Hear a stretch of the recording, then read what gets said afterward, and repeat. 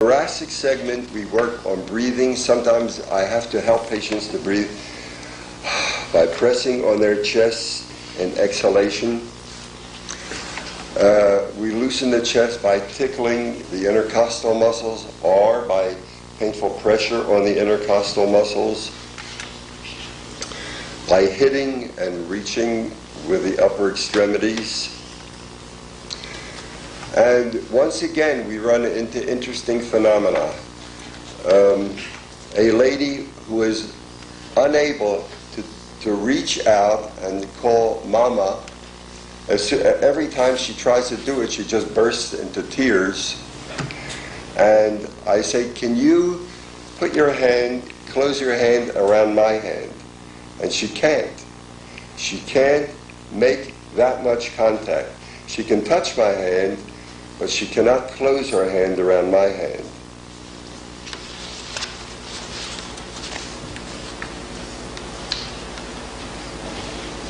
The diaphragmatic segment. We work on gagging by, I have the patient swallow a glass of water, and I have an emesis basin, and I say, now stick your finger down your throat, breathe deeply as you do it, and try to gag. And what happens to a lot of people, they put their finger down their throat and go, because the gag reflex has been denied by a superficial cough reflex. And the model for a gag reflex is a 1-year-old infant who, the milk goes down and the milk comes up. And that kind of reflex is lost to many adults who are thereby unable to gag. If you give them Ipecac, maybe, they can vomit. But short of Ipecac, they cannot gag. And we sometimes spend hours at a time just working on loosening this gag reflex, because patients experience a great deal of not only emotional release, because very often when the gag reflex is released, they're for the first time able to sob or to scream, because along with holding that gag reflex is a lot of emotional repression in this area and in the diaphragmatic segment. Then also I have patients do an exercise like Santa Claus. They go, ho, ho, ho, ho, ho, ho, moving this segment, which very often turns into involuntary laughter and then into sobbing.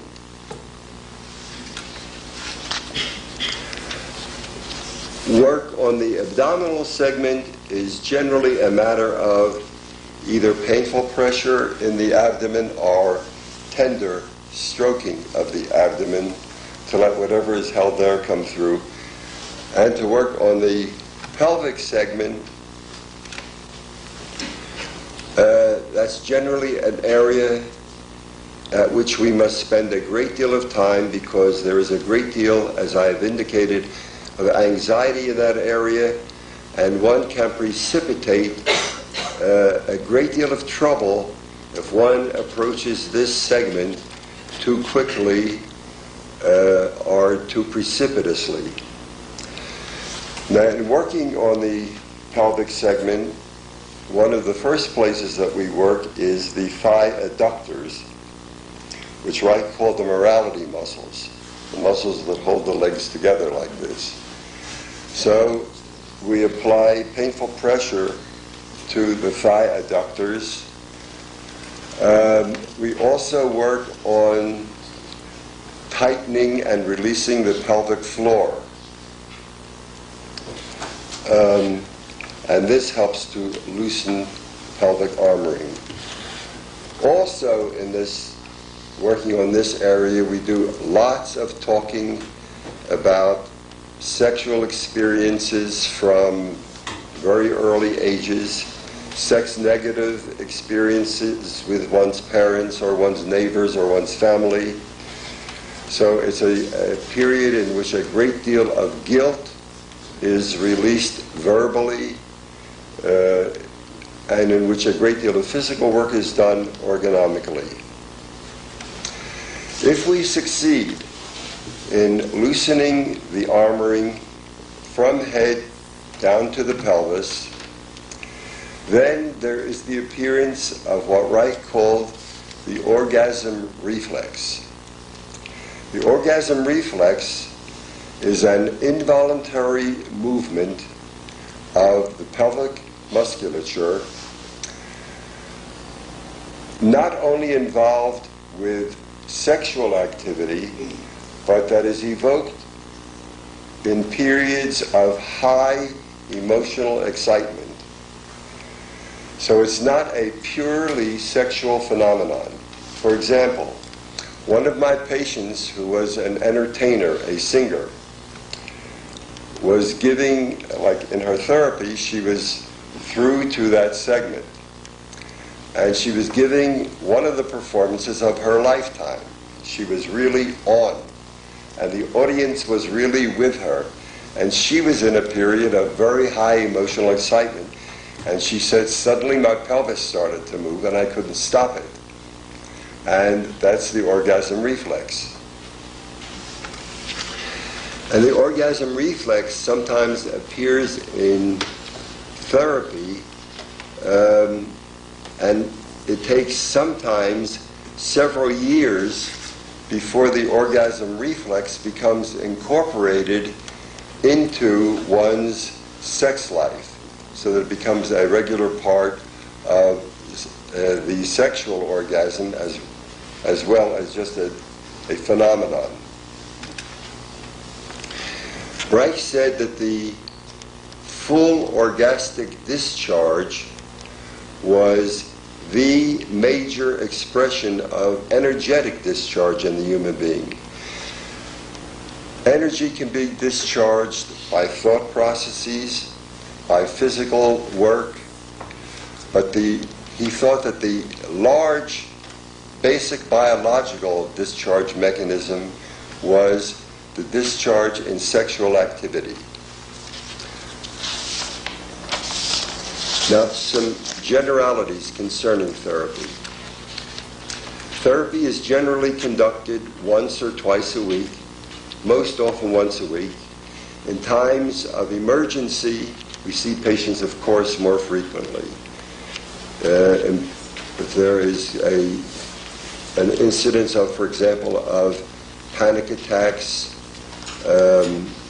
we see the patient maybe daily for that period of time.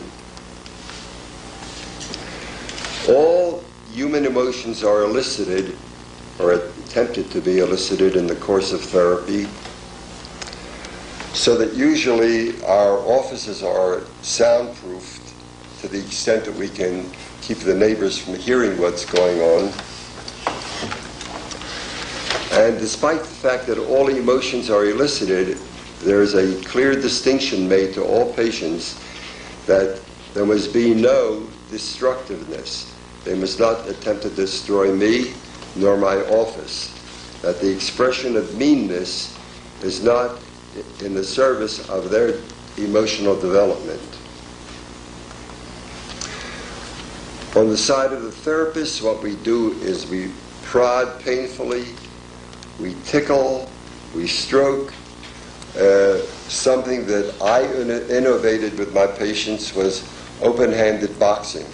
We do this, and it's very interesting what one elicits, because, for example, I am smacking the patient's face, not hard, just gently, but the patient is doing nothing more than come and hitting my arm. The patient is unable to get past this to get to me.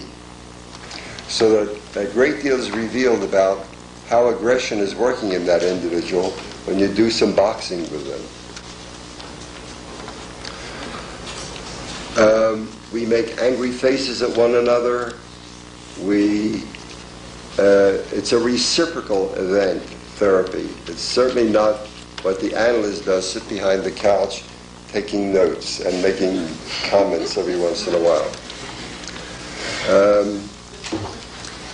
Because there is so much physical contact in orgonomy, it is made very clear to all of our trainees that there must be a categorical imperative